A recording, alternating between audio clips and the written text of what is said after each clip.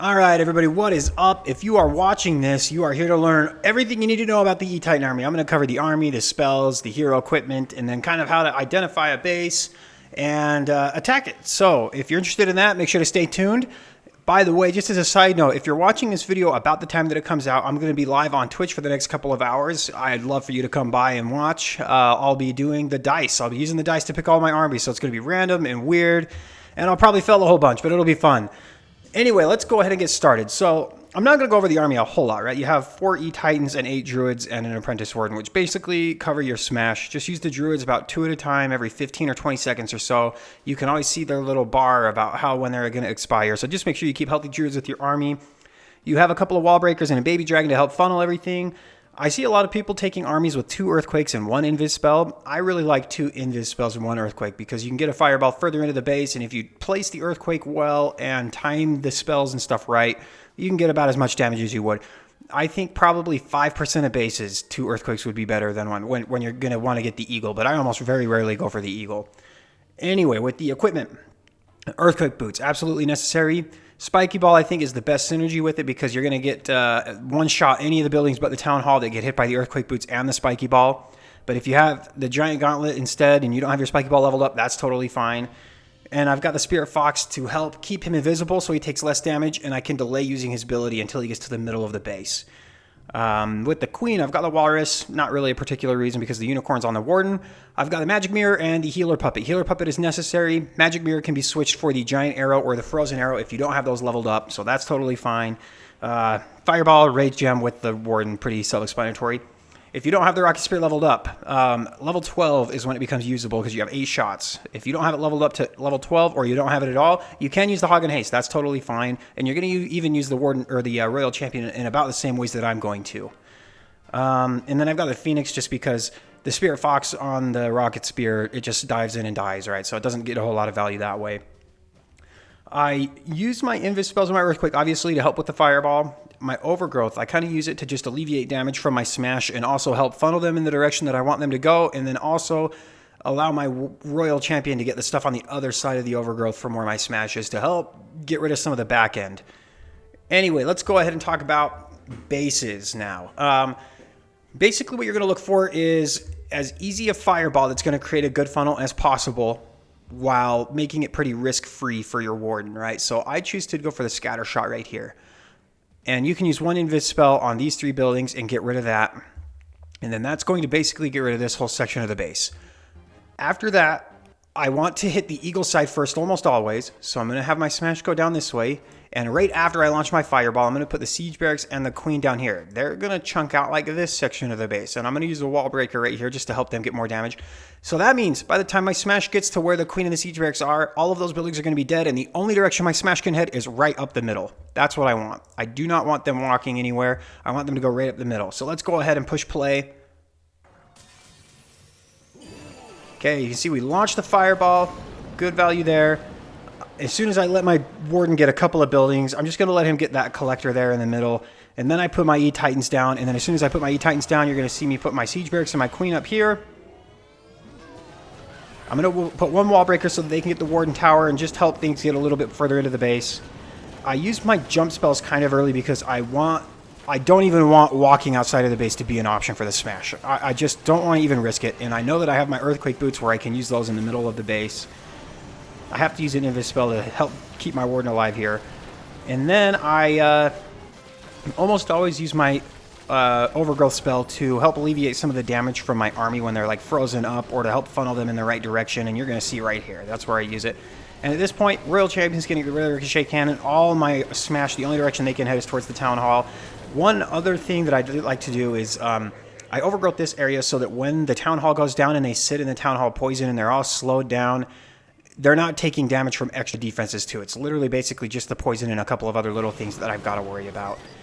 At this point, you can kind of see that everything's smashed up. You just literally, you keep an eye on your Druids and you put them down 2 at a time every 15 seconds or so, and then you'll crush the base. It really is a pretty easy attack to learn. I do have some Headhunters. They've obviously died already, but... and now you can see, I swag everything that I have left. I swag 3 Druids, I swag the Rage. By the way, this is one of the bases that Neff built for me that's It's supposed to kind of be anti-fireball. Obviously, there's only so much you can do right now because the meta is just so offensive-based. But this is about as tough a base as you're going to get in Legends League, because all my defenses are supercharged. And I had plenty of time left too. So I'll do a couple more replays. I'll kind of do this walkthrough every single time and kind of show you guys why I pick what I pick when I fireball, and kind of how I just orchestrate the smash after that. All right, this is another good example of why it's important to have 2 invisibility spells and 1 earthquake, because you could not get a fireball like this unless you wanted to walk forever and waste a druid or 2 before the attacks even started, letting your warden walk and getting that fireball, right? And you can see here kind of the same idea, right? I'm going to draw for a second. I want to chunk out this section of the base, and then use my Siege Barracks and Queen to chunk out this section of the base, so that when I put my smash down, the only direction that they can go is to the middle. That's the same cookie cutter copy and paste army and plan basically every raid.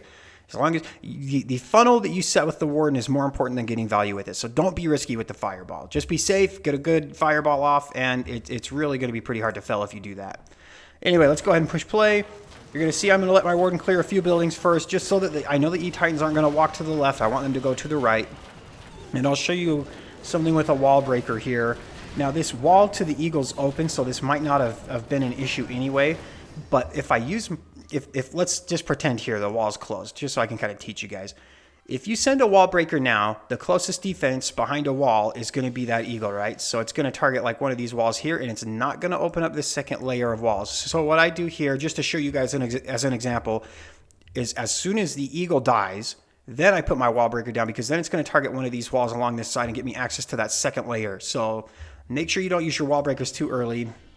And you'll watch literally the second the earthquakes or the eagle is dead. That's when I put my wall breaker down. So you're going to see I'm just dealing with the king now. Yep, wall breaker right after the eagle's dead. Gets me access to this part of the base. And then I've got a bunch of Teslas here, and I'm like, oh no, my army's not going to go to the mid. It's actually going to kind of go around, because the Teslas, they obviously don't die to the fireball, right? So I actually use my jump spell right here, and just to help get them a little bit further in. And then sometimes it can be tricky to know what to overgrowth and what to use your earthquake boots on. Right here, I know I'm not far enough into the base to where my earthquake boots are going to open up the town hall section, or at least it doesn't seem like that. But I also don't want to overgrowth everything right here while I've got raged up druids. I don't think these defenses are going to really hurt me if I've got raged up druids. So I actually do use my earthquake boots a little bit early, and then I save my overgrowth for this right hand side in order to, 1, not take damage from any of these buildings, and then 2, to let my royal champion get some value over there as well. And yeah, I was right. It does not get the town hall. Oh, actually, I put my royal champion on this left side. Oh, yes, that's right. I have the royal champion actually just get the town hall. And I actually, right here is where I realized, like, oh, hey, if I rage my royal champion, she'll actually get the town hall. So I actually do rage her up right here so that she kills it. That way they don't have to sit in the poison or get hit by the explosion. And, or at least as long in the poison anyway. You're going to see this base is pretty crushed.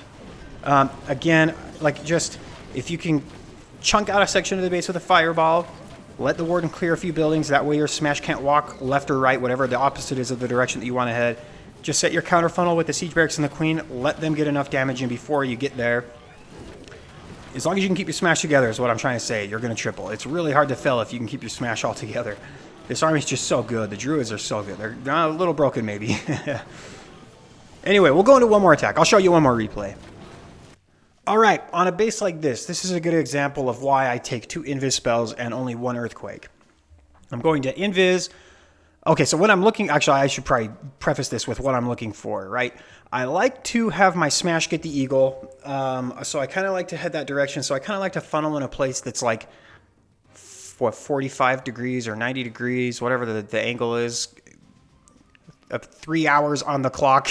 So if the eagle's at 6 o'clock, I want to hit it like 9 o'clock, right? And then head towards 6 o'clock. So that's kind of what I do here, right? The scatter shot is like at, what is that, 9 o'clock almost, kind of in that direction. And the eagle's like at, what, 5 or 6 or whatever that is, kind of that direction. So they're like a fourth of the base away from each other, if that makes sense. I don't really know how to articulate that very well. So I'm looking for something that I can chunk out a section of the base and head towards the eagle fairly well, and then have my siege barracks kind of be a good counter funnel. So I choose to get the scatter shot here. That's basically going to chunk out this section of the base, and then I want my smash to head towards the eagle, right, just like we talked about. Siege barracks and queen right here, they're going to chunk out like this section of the base, and then that's going to make my smash, the only direction my smash can go is up the mid. They're not going to be walking this way, they're not going to be walking this way, and let's go ahead and erase that. Okay, let's go ahead and push play. We'll just watch it and I'll kind of analyze things as I see it. Actually, I might hit the bomb tower. Okay, bomb tower is what I ended up hitting, but they're kind of the same idea, right? I'm going to let the Warden take care of a couple of buildings really quickly. That way, when I put my E-Titans down, if I put my E-Titans down and this building is alive still and I put all my E-Titans down here, when this Wizard Tower goes down, some of them might start heading this way. So I do let my Warden take care of a few buildings first so that now if I put my E-Titans down here, the only way they can go is to the right, which is where I want them to go. All right, let's go ahead. We'll times 2 it for just a second. Okay, I think I probably put my E-Titans down now, and you can see, I think even one's probably going to walk. Oh, no, okay, we did funnel this, okay. Okay, so I put my Queen down and everything, and I'm going to, I think I actually let them beat on the wall here. Oh, no, I do use my jump early, kind of like I normally do. Okay, I do have one E-Titan that kind of walks, but that's totally fine. We get our king and everything to kind of head towards the middle. I'm going to just times 2 it here. Again, all you're doing is you're just looking at the bars on the druids. These ones have about a third of their life expired. So I know I have about 15 seconds before I need to put another one down, or 10 seconds or whatever it is in order for time or whatever. Obviously, if they die from a ricochet cannon or something, then you have to worry about that too. But you can see, if you get kind of things to stick together a little bit, obviously this one, they kind of walked a little bit. But for the most part, there's not split all over the base handling defenses separately, if that makes sense. I mean, if you pick a good fireball and you funnel them into a direction where the druids are healing kind of everything at once, it's really, really hard to fail this attack. You can see just how much stuff is left over at the end of this base. All right, well, that's actually going to do it for this video. I appreciate you guys watching. Again, if you guys are watching this about the time this came out, head over to Twitch, come hang out with me. If you guys have more questions about this army, about things maybe I didn't cover, let me know in the comments, or if you'd like to see this kind of video with another army, let me know. I'm pretty familiar with most armies, especially Smashes right now. But yeah, let me know in the comments, and I will see you guys tomorrow.